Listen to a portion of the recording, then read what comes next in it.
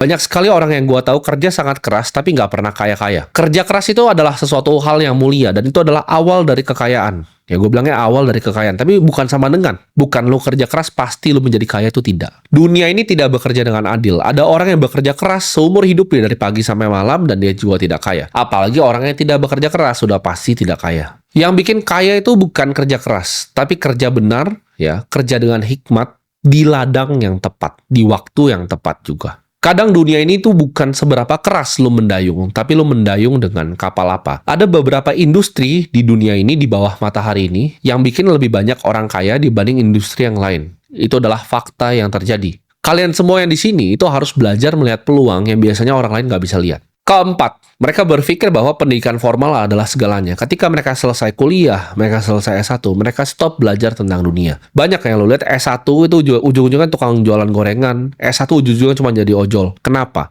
Karena mereka stop belajar ketika mereka sudah lulus. Mereka anggap dunia ini berhenti. Pendidikan formal segalanya, oke, gue udah lulus, gue berhenti belajar. Jalur itu dibuat sama orang tua kita, ya, itu dunia lama yang sudah tidak ada lagi. Dengan perkembangan teknologi seperti ini, ya, gaji yang stagnan, itu lu akan cepat untuk mati di hidup ini. Kalau lu cuma ikut arus, lu akan tenggelam. Lu harus upgrade skill lu. Lu harus up to date dengan semua teknologi terbaru yang terjadi di dunia ini. Belajarlah menanam skill baru sebelum lapar itu datang. Kebanyakan orang itu baru belajar ketika sudah harganya terlalu mahal untuk berubah. Jadi jangan menjadi orang yang stagnan. Bunga hutang itu adalah sebuah kepastian, dan bisnis itu adalah ketidakpastian. Tidak ada yang pasti lu bisa lakukan untuk berhutang untuk bisnis. Kalian mungkin akan counter gua, tapi perusahaan TBK banyak yang punya hutang, itu mereka aja. Ada juga perusahaan TBK yang nggak punya hutang, perusahaan private besar yang kayak TBK nggak punya hutang aja ada. Kalau hutang untuk jangka pendek, hutang vendor segala macam nggak masalah. Gua ngomong hutang jangka panjang, liabilitas jangka panjang. Kaya itu bukan sekedar hanya punya angka, tapi punya pilihan. Pilihan itu datang dari lu justru menggali dari cuman ibaratnya rasa aman. Lu cari resiko yang lebih. Karena berinvestasi, di saat lu decide, oke, gue mau menginvestasikan 100 juta uang gue. Itu ada resiko yang lu ambil. Dengan lu berinvestasi, let's say, di sebuah perusahaan. Di sebuah perusahaan yang terbuka. Itu ada resiko, ya. Resiko kerugian yang lu bisa ambil. Sedangkan orang cuma main aman, aman, dan aman. Dia cuma nabung di bank, nabung deposito, aman, aman, aman, aman, aman. Uangnya ini akan cuman dia seumur hidup akan jadi cemas. Uangnya cukup nggak? Uangnya cukup nggak? Sedangkan orang yang mengambil resiko lebih, itu yang berinvestasi, yang akan selamat. Karena jebakan dunia ini itu, orang yang nggak berani mengambil resiko, orang yang selalu mainnya aman, itu yang selalu berbahaya hidupnya justru. Hutang adalah beban untuk satu orang dan aset untuk orang yang lain. Ya, ketika lo ambil KPR, itu adalah aset. Ya, itu adalah obligasi dari bank. Rumah itu hanyalah tempat pulang, ya, bukan lambang untuk pamer. Keenam, main aman adalah pilihan paling benar. Ini ada hubungannya dengan tadi gue bilang menabung. Dunia ini lucu. Makin lu main aman, makin lu miskin. Makin lu main aman, makin sulit hidup lu. Hoki itu datang ke mereka yang berani. Selalu.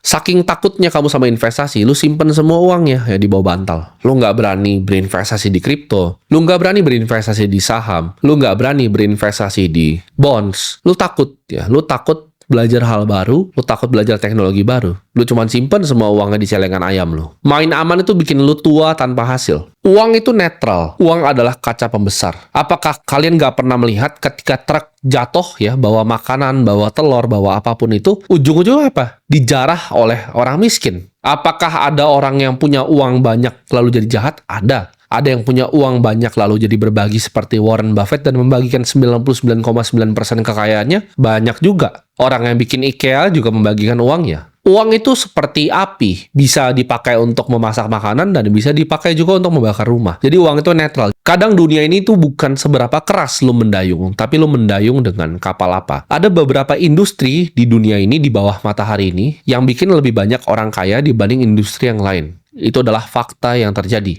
Kalian semua yang di sini itu harus belajar melihat peluang yang biasanya orang lain nggak bisa lihat. Apakah lu bisa jadi orang kaya dengan jualan nasi goreng bekerja keras dari pagi sampai malam? Jawabannya bisa. Mungkin lu nabung untuk bikin gerobak kedua, gerobak ke-10, gerobak ke-20. Lalu bikin cabang rumah makan pertama, lalu rumah makan ke-20. Bisa nggak bikin ratusan juta per bulan? Bisa. Tapi apakah itu kaya raya? Tidak. Kerja keras bisa. Ya, bawa lu sampai kaya, tapi untuk kaya raya tidak bisa. Dibutuhkan industri dan pilihan industri yang tepat. Apakah bisa kaya dengan lu membuat suatu software yang membantu customer service semua perusahaan di dunia dengan artificial intelligence, supaya mereka bisa pangkas nih 100 customer service-nya, diganti AI yang buatan lu, AI agent yang buatan lu, lalu bisa balas semua CS-nya. Contohnya perusahaan seperti Traveloka, CS-nya itu semua pakai perusahaan punya lu. Contohnya seperti perusahaan yang gua punya, semua CS-nya itu pakai software lu. Itu jauh akan lu lebih kaya dibanding lu jual nasi goreng sampai 20 cabang atau 30 cabang. Ini adalah ajaran sesat. Ya. Di video kali ini, gue pengen bahas 7 kebohongan uang yang bikin lu miskin. Karena uang itu adalah mindset. Jadi, apapun yang ada di pikiran lu, itu yang bikin uang lu berapa. Dan ini gue akan bahas virus-virus yang bisa disebarkan oleh orang-orang miskin. Kebohongan pertama yang disebarkan oleh orang miskin adalah uang itu jahat dan orang kaya itu egois. Ini adalah ajaran sesat. Ya, karena uang itu adalah netral. Ini banyak banget virus disebarkan oleh orang-orang miskin, keluarga orang miskin, orang tua orang miskin, dan teman-teman orang miskin. Mereka bilang bahwa uang itu jahat. Lihat yang punya rumah bagus itu pasti adalah orang jahat. Dia pasti penjahat, dia pasti melakukan sesuatu tindak kriminal untuk mendapatkan uangnya. Lihatlah artis itu, dia bisa kaya ya, dia 30 tahun ngartis, dia pasti cuci uang. Uang itu netral. Semua income yang dia buang setiap bulan itu hilang ketika dia nggak bisa bayar. Ketika satu PHK dia nggak punya dana darurat, dia selesai hidupnya, lu nggak. Jadi jangan lihat karena dia itu nyicil, dia punya rumahnya kira-kira punya dia lebih keren. Nggak. Ingat, cicilan 25 tahun itu bukan kemajuan, tapi itu adalah rantai yang mengikat leher lu seumur hidup. Aset yang benar adalah aset yang menghasilkan, bukan yang lu bayarin asetnya terus. Itu bukan aset, itu liabilitas. Orang bilang, tapi kan itu properti. Properti itu akan jadi aset ketika capital gain-nya naik dan lu mendapatkan biaya sewa. Ini baru disebut lu digabungkan ini dua jadi IRR, Internal Rate of Return, dari sebuah properti. Tapi kalau capital gain-nya nggak pasti, rumahnya biasa-biasa aja, lu nyicil jadi liabilitas di neraca lu, dan ya lu gimana cara sewain orang lu tinggal di sana?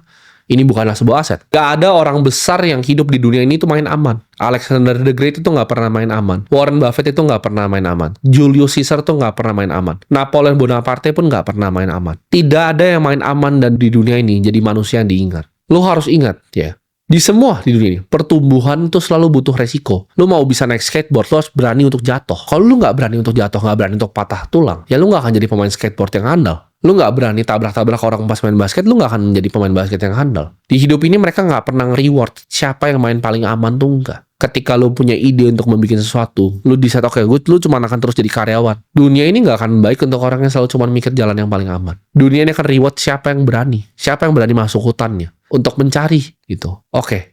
Gue itu paling jago di dunia di mana, dan eksplorasi hal itu seperti gue. Yang ketiga, yang penting bisa nabung, nanti juga kaya. Menabung itu akan bikin lu jadi kehidupan yang stabil, bukan menjadi kaya. Gue kenal banyak teman yang quote on quote kita bilang cukup ya hidupnya, tapi hatinya justru penuh kecemasan. Yang dia lakukan hanya nabung, menabung, dan menabung. Tapi dia tidak pernah punya bantalan di hidupnya, bantalan investasi. Cukup itu dibangun di atas ketakutan, bukan kebebasan. Jadi orang yang cuma nabung tuh akan dapatnya cuma ketakutan, bukan kebebasan. Orang yang berinvestasi itu akan mendapatkan kebebasan. Dia, ya, gue bilang di sini, siapa mereka yang bisa membuat uang di saat mereka tidur, itu akan mendapatkan yang namanya kebebasan. Tapi menabung tuh cuma akan sampai cukup. Lu mau pengusaha, lu punya restoran besar, lu cuma menabung, itu kan cuma ujungnya cukup. Karena restoran yang lu punya, lu nggak tahu dalam 5-10 tahun lagi akan bangkrut atau tidak. Sedangkan seorang investor yang bijak, dia akan pakai uangnya untuk digandakan di saat dia masih tidur. Jadi jawabannya adalah pilihan industri. Ada industri seperti finance and investment yang bikin orang tuh banyak sekali yang kaya. Karena investasi itu adalah ujungnya. Banyak yang nanya kenapa gue adalah seorang investor. Awalnya memang gue pedagang dulu. Ya, level 1 pedagang, level 2 itu pengusaha, level ketiga baru investor. Semua pengusaha paling kaya di dunia itu ujung-ujungnya jadi investor. Ya, semua orang seperti Bill Gates ujung-ujungnya bikin Cascade Investments. Orang-orang seperti Jeff Bezos ujung-ujungnya bikin Bezos Expeditions. Semua yang usahanya besar sekali, Amancio Ortega, Sergey Brin, semuanya punya yang namanya family office mereka sendiri, even Michael Dell. Jadi kalau orang udah jadi pengusaha level paling tinggi, mereka jadi seorang investor. Mereka bikin family office, mereka harus manage hartanya yang banyak sekali ini. Jadi jawabannya kerja keras itu tidak sama dengan kaya, tapi kerja tepat di waktu yang tepat, di industri yang tepat, itu yang bisa bikin kaya. Gue eksplorasi, oke, gue pengen jadi investor nomor 1 di dunia ini. Apa yang harus gue lakukan? Gue telan semuanya. Gue lihat industrinya siapa aja. Gue pelajari dari orang-orang terbaik di industrinya. Semua ya, yang Warren Buffett pernah tulis tentang perusahaannya Berkshire dari 1977, gue masih ingat. Itu semuanya gue baca sampai habis. Gue ingat kesulitan apa yang dia lakukan di 2008. Apa yang harus dia korbankan untuk selamatin yang dia punya. Ketika COVID, apa aja yang dia gagal? Oke, dia beli perusahaan-perusahaan airline yang akhirnya gagal. Kesalahan-kesalahan investasi yang dilakukan, gue pelajari satu demi satu. Karena gue pengen jadi the next Warren Buffett. Gue pelajari semua seluk-beluk investasi yang ada di dunia ini. Jangan berpikir bahwa uang itu jahat. Satu-satunya yang ngasilin uang itu adalah hal jahat. Cuci uang, korupsi, dan lain-lain. Itu adalah virus yang disebarkan oleh orang miskin. Semua itu selalu tergantung ke siapa yang memegangnya. Karena gue percaya kalau kalian pengen uang datang ke hidup kalian harus paham ya, cara kerja uang dan kebenarannya tentang uang. Jadi jangan punya mindset bahwa uang itu adalah jahat dan orang kaya itu semuanya egois. Jawabannya enggak. Orang miskin juga banyak yang egois, banyak yang suka jarah orang lain. Malah kebanyakan kriminalitas di dunia ini dilakukan oleh orang miskin, bukan orang kaya. Jangan pernah berhutang untuk investasi, jangan pernah berhutang untuk berbisnis. Dan kalau gagal pun ya udah nggak masalah, dicoba lagi. Banyak yang gue lakukan yang gue gagal. Baik saham, kripto, banyak sekali yang gue gagal. Tapi gue sangat bangga. Dan gue pengen kalian juga lihat prosesnya semuanya. Ketujuh, dan ini menurut gue yang paling bahaya. Berhutanglah untuk mulai suatu bisnis. Ini jelek sekali, minta ampun jelek sekali. Banyak orang-orang daerah mungkin menggadai mereka punya aset macam-macam untuk berbisnis yang tidak pasti. Bunga hutang itu adalah sebuah kepastian, dan bisnis itu adalah ketidakpastian. Tidak ada yang pasti lu bisa lakukan untuk berhutang untuk bisnis. Jangan pernah berhutang untuk investasi, jangan pernah berhutang untuk berbisnis. Itu ajaran sesat. Buat investasi dan berbisnis saja ajaran sesat, apalagi untuk gaya hidup, untuk beli mobil, beli rumah, beli segala macam.